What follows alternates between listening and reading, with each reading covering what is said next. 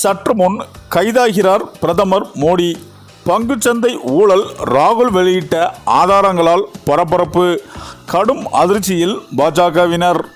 அதாவது நாடாளுமன்ற தேர்தலை ஒட்டிய பிரச்சாரத்தில் பேசிய பிரதமர் மோடி ஜூன் 4ஆம் தேதி பங்குச்சந்தை புதிய உச்சத்தை எட்டும் என்று கூறியிருந்தார்.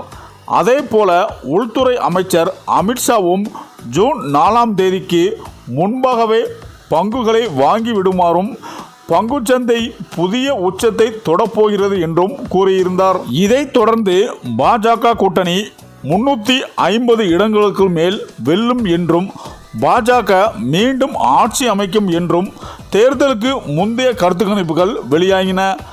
அதற்கு அடுத்த நாளே பங்குச்சந்தைகள் புதிய உச்சத்தை தொட்டன.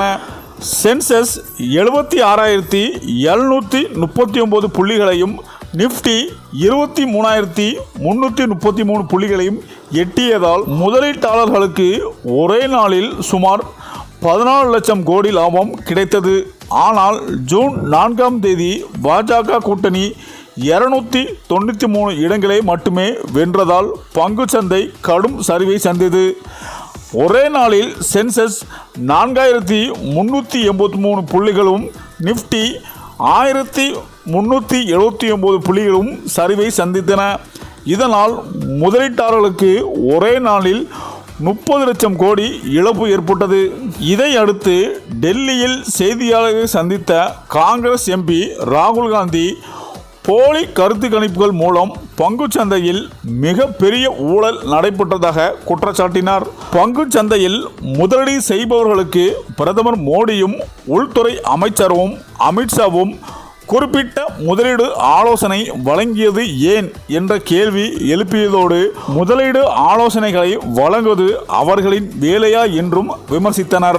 இந்த நிலையில்தான் பங்குச்சந்தை ஊழல் ஆதாரத்தை ராகுல் காந்தி செய்தியாளர்கள் சந்திப்பில் வெளியிட்டதால் பெரும் பரபரப்பு ஏற்பட்டுள்ளது.